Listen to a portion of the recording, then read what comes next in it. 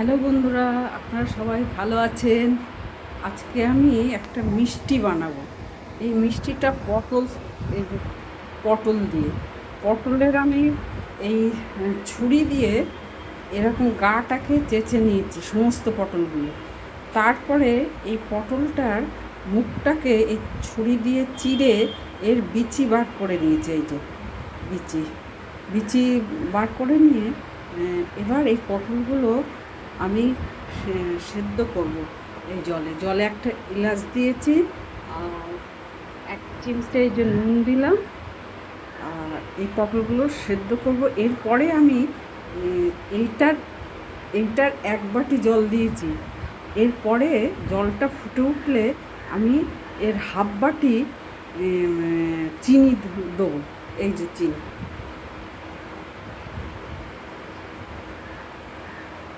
5% সেদ্ধ হয়ে গেছে। এইটার 1 বাটি জল দিয়েছিলাম, আর এই 1/2 বাটি চিনি দিলাম। এই চিনির এতে শিরাতে এই পটলটা সেদ্ধ হবে।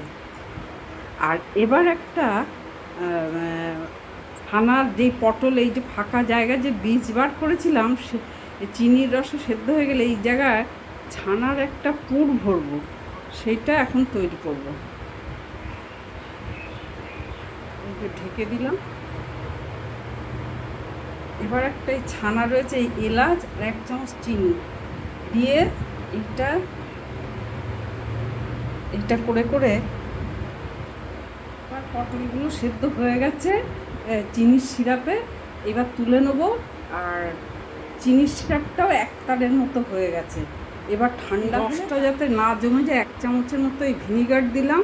আর একটু গোলাপ জল দেবো, এই যে 1 চামচের মতো এই যে গোলাপ জল দিয়ে এটা ঢেকে রাখবো। এই পুরটা আপনারা বাদাম, বিভিন্ন রকমের নাটসও ওই দানা দানা গুঁড়ো করে সেটাও দিতে পারেন, নারকোলেরও পুর দিতে পারেন। নারকোলের নাড়ু যেরকম করে সেরকম করেও দিতে পারেন, যেমন পাটিসাপটা ছেই করে ওরকম করেও দিতে পারেন। আবার খোয়া দিয়েও করতে পারেন, পাউডার দুধ দিয়েও করতে পারেন। আমার কাছে যা ছিল তাই দিয়ে করেছি। এটা জামাইকে এই ধরনের হাতের তৈরি করা মিষ্টি বাজারের থেকে কত সুন্দর হয়, জামাই ষষ্ঠী উপলক্ষে তৈরি করা যেতেই পারে। মায়ের কথা খুব মনে উঠছে এখন, মা আর নেই। এই ধরনের মিষ্টি হাতে আমার মা রান্না, আগেকার দিনের মানুষ আমার মা বলে না, সবাই ভালোবাসতো রান্না করতে, এবং সেসব পুরোনো দিনের রান্না খুব খেতেও ভালো হতো। তখনকার জিনিসপত্রের স্বাদ ছিল আলাদা, আর তারাও ধৈর্য ধরে রান্না করতো, রান্না জানতো, কষে মেজে সুন্দর করে।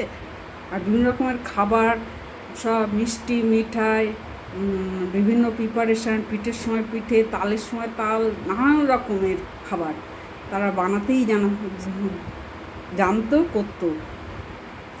তাই মায়ের হাতের জিনিস সেটা আলাদা, তার একটা স্বাদ।